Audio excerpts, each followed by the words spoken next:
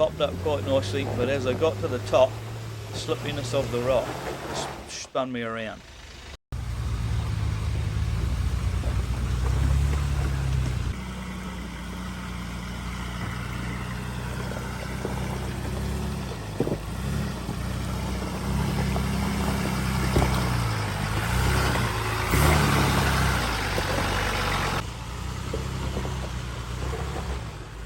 And then we get to the rock step that everyone had been looking out for.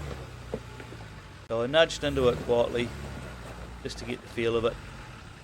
It had a great big washed out hole underneath it.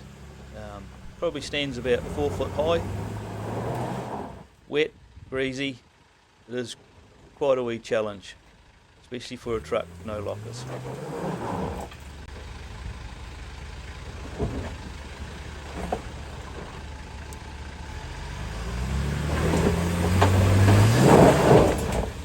Found the right line and soon pushed up.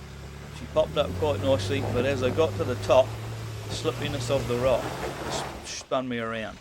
I was basically sideways to the track. With zero traction and steering back down at the drop we'd just come up, I was going nowhere.